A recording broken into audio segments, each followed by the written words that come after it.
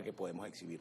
Toda la obra hídrica en materia de servicio de agua la construyó Acción Democrática en Venezuela, sobre todo la del Oriente. ¿Cómo y la de van a Nueva hacer Esparta. eso, diputado? Bueno, precisamente hay que reconstruir las condiciones de convivencia en Venezuela y hay que empezar por un gran pacto político que nos permita coincidir y convivir entre venezolanos.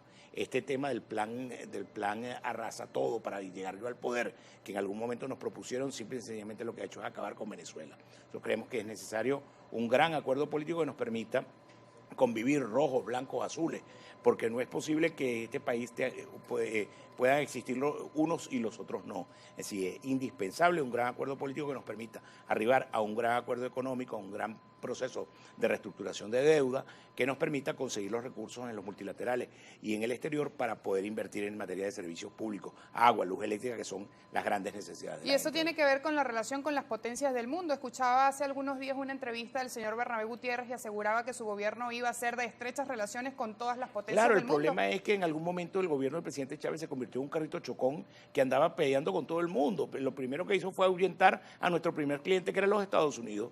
Nosotros vendíamos petróleo en los Estados Unidos y tenemos una red de refinerías que, por cierto, ya administra todavía lo que queda del interinato, y una red de refinerías que hacía que el negocio petrolero funcionara desde el pozo del barril, del pozo en Caracas, en Venezuela, hasta el carro del americano en los Estados Unidos. Es una red que fue diseñada durante los tiempos de la democracia civil y que nos permitía tener acceso directo al mercado norteamericano. A ese mercado norteamericano que en algún momento ahuyentamos y que hoy quisiéramos reconquistar y que hoy estamos intentando reconquistar con cosas como la licencia de Chevron, que gracias a Dios vino y que ha ido incrementando la producción petrolera en Venezuela.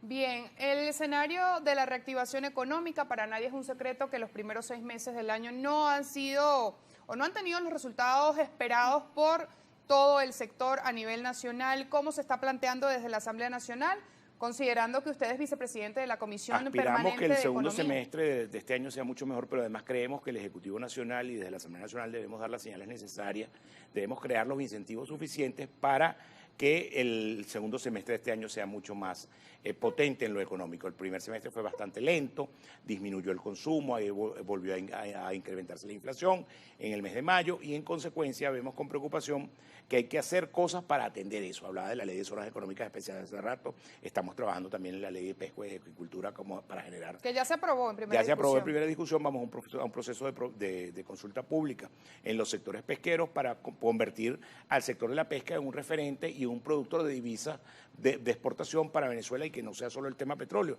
quien produzca divisas. Es necesario reactivar el aparato económico para el segundo semestre. Creemos que es necesaria una modificación al impuesto de las grandes transacciones financieras, que definitivamente ha venido a ahuyentar el consumo en dólares, que era una ventana para la gente, y en la medida en que usted consume, y eso que se llama impuesto a las grandes transacciones financieras, no es ni para las grandes ni para las transacciones financieras, es tan solo para las transacciones en divisa, independientemente del monto que se utilice. Usted paga con 100 bolívares, tiene que dejar 3 bolívares del impuesto, y la ley establece que puede ser hasta del 20%. Creemos que eso hay que disminuirlo, hay que sacar las transacciones de baja denominación de ese tipo de impuestos, porque lo que han generado es un desincentivo al consumo en dólares y en consecuencia a un menor movimiento de la economía nacional. Diputado, tenemos participación de la audiencia a través de la red social Twitter. Seir tiene algunos de ellos y se los va a presentar a esta hora. Gracias. Sí, Francis, buenos días al diputado y a la audiencia que se va incorporando al programa a esta hora. Voy a pedirle en esta parte, con respeto, por favor, respuestas cortas para poder leer varios comentarios. Comienzo con Arturo Granados. Dice, buenos días, ¿está de acuerdo con las inhabilitaciones a los candidatos que van a la primaria? ¿Qué le responde? No estoy de acuerdo con las inhabilitaciones de ningún ciudadano venezolano. Tampoco estoy de acuerdo con intervenciones militares que vengan a decir quién debe ser el títere que va a gobernar Venezuela desde Washington. Creemos que los venezolanos tenemos derecho a darnos nuestro propio destino a través de una elección libre y que cualquier ciudadano del mundo pueda venir a ver. Manuel Salinas escribe, ¿cómo no va el venezolano a despreciar a los políticos? Solo hay que ver el papelón que han hecho en estos últimos días y han mantenido entrampados a los venezolanos en sus intereses personales sin siquiera ser capaces de ponerse de acuerdo. Este tema de la división dentro de los factores de oposición que podría llevar a una eventual victoria del gobierno nuevamente. Bueno, nosotros creemos que la oposición está obligada a coincidir en el año 2024 para poder ser opción de poder, ya lo decía yo durante mi intervención. Y además creemos sí que la gente que apostó a soluciones distintas, a soluciones de fuerza, a soluciones de intervención militar, tiene que darle una explicación a la gente y explicar a la gente por qué ese tipo de cosas fracasaron y por qué hoy la gente tiene esa situación de desesperanza. José Lozada escribe, saludos, feliz día, ¿qué opina el entrevistado? Más división en la oposición, más a favor del gobierno. Con la candidatura de Bernabé Gutiérrez se pone más difícil salir del gobierno y de ganarle, dice José Lozada. Bueno, yo decía que tenemos la obligación en la oposición de intentar coincidir y de buscar una opción para hacer una opción real de poder para el 24.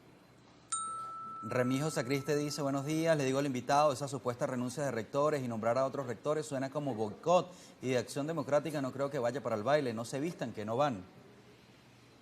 Bueno, Chávez dijo que nos iba a freír las cabezas en aceite. Creo que le sobraron cabezas o le faltó aceite. También a esta hora, diputado, quisiera compartir una intervención más, Joan Castillo. ¿Cuántas leyes le van a proponer a Venezuela? La eficiencia la hace el trabajo, busque maneras de subir el salario, el que quiera trabajar, hágalo. Renunciar, ¿cómo van a explicar arreglar la tubería de agua, que es culpa de las sanciones? Por favor, ¿qué le responde? Bueno, decía yo que es indispensable conseguir los recursos para un nuevo acueducto para Nueva Esparta y la única forma de conseguir esos recursos es bajo un gran acuerdo político que permita que todos los venezolanos nos encontremos, que podamos reconstruir nuestra fuente de ingresos, que es el sector petrolero, y con el levantamiento de las sanciones y que esos recursos puedan ser reinvertidos en los servicios públicos, especialmente el caso del agua, que yo vengo denunciando en Nueva Esparta no de ahora, sino de hace mucho tiempo. Diputado, ¿cómo avanza el proceso de reincorporación de Venezuela al Parlasur? Venezuela se ha venido reincorporando en todos los escenarios internacionales y el Parlasur será nuestra próxima reincorporación dentro de los parlamentos. Ya estamos en el Parlamento Latinoamericano, estamos siendo convocados para el Parlamento Andino, estamos siendo convocados para el Parlamento Centroamericano y aspiramos entre el mes de julio y agosto estar de regreso en el Parlasur y en cualquier momento de vuelta también en el Mercosur. Quisiera que explicara la importancia de reincorporación del país a todos estos escenarios. Es indispensable la reincorporación de Venezuela incluso para el tema de los estándares democráticos. Los países de la región ven lo que está ocurriendo en Venezuela y si a la medida en que podamos nosotros ir a esos parlamentos, a hacer los planteamientos que no se pueden hacer aquí o a reclamar las condiciones de carácter democrático que son indispensables para un proceso electoral libre en el año 2024, pues esas son expectativas. Fíjense, por ejemplo, la salida de la OEA significó la salida del Sistema Interamericano de Derechos Humanos. Y entonces, ¿dónde va un venezolano a poner una denuncia de derechos humanos si lo que hicimos fue sustraernos de la OEA? Creemos que esa política de aislamiento, esa política de ruptura de relaciones, le hizo mucho daño a Venezuela. Y mire ya, por ejemplo, dónde va el tema del comercio internacional con Colombia. Ya hoy la balanza comercial con Colombia está por el orden de los 1.400 millones de dólares que se dejaron de producir por el solo hecho de la ruptura de relaciones. Todavía no se termina de abrir el consulado de Colombia en Venezuela para que los colombianos tengan donde sacar una cédula, un pasaporte. Ya se abrió el consulado venezolano en Cúcuta y empieza ya a generarse postillas, a generarse cédulas, a generarse pasaporte y los venezolanos que están en el exterior necesitan ser atendidos. Yo veo, por ejemplo, algunos candidatos que se van a hacer campaña para Miami a pedirle el voto a la gente de Miami. ¿Y dónde vota un venezolano en Miami si no hay consulado? Porque ellos rompieron relaciones con Venezuela. Ellos obligaron al gobierno de Trump, incitaron al gobierno de Trump a que rompiera relaciones y que cerrara la embajada y cerrara el consulado. Entonces, ¿dónde vota un venezolano que vive en Miami? ¿Va a votar virtualmente por la aplicación solamente para las primarias y no va a votar contra Maduro? Esa es una convocatoria seria para salir de Maduro. Ahora que menciona las relaciones bilaterales con Colombia, ¿qué reportes tienen desde la Comisión de Economía del Comercio, el estatus en este momento con ese país? Estamos hablando de ya un intercambio comercial por el orden de los 1.400 millones de dólares, que era cero hasta el día cero formalmente hablando, porque todo pasaba por las trochas, pasaba por los caminos verdes, pero no quedaba ningún registro porque no había formalmente la frontera estaba cerrada. Sin embargo, hay elementos que se deberían reconsiderar y replantear, porque justamente la semana pasada estuvo aquí un productor de Táchira y decía que no se explica cómo sigue llegando papa, por ejemplo, al estado Táchira desde Colombia a precio muy económico y que la producción nacional si llega papa a precio más económico de Colombia es porque son más competitivos los colombianos. Los nuestros tienen o que competir y bajar los precios o mejorar, pero nosotros no tenemos por qué comer una papa más cara por el hecho de que sea producida en Venezuela. Si aquí al lado en Colombia está más barata, hay que irla a comprar en Colombia. ¿Y cuentan con los estándares sanitarios y con toda la supervisión que debería contar? En la medida en que está abierta la frontera y en la medida en que hay una relación comercial y formal entre los dos gobiernos, tiene que contar con los estándares sanitarios. Por ahí hay un escándalo con el tema de las salchichas brasileñas, donde se pretende cerrar la frontera para las salchichas que vienen de Brasil, violentando los acuerdos Mercosur, y ya hay quejas del gobierno de Brasil, el presidente Lula, como consecuencia de que se prohibió prácticamente la importación de la salchicha brasileña porque tiene un mejor precio. El mejor precio no puede ser no puede ser una condición para que no entre. Lo que pasa es que los costos de producción acá también son más elevados seguramente. Bueno, que está bien, afuera. pero entonces tenemos que bajar los costos de producción, tenemos que convertirnos en competitivos, porque de lo contrario no vamos a poder competir. Si usted pretende salir a vender en el Brasil, tiene que competir con los costos del Brasil. Y si los brasileños quieren vender en Venezuela, tienen que competir con los costos de Venezuela. Es decir, tenemos que convertirnos en un país mucho más competitivo, bajar nuestros costos de producción para poder competir y poder quedarnos con el control de nuestro mercado y poder aspirar a mercados en la región. Mercosur te permite entrar libremente sin aranceles a toda la región. Tienes nada menos y nada más que el mercado brasileño, que es el mercado más grande de toda Sudamérica. Tienes el mercado argentino y lo vas a despreciar por no ser competitivo.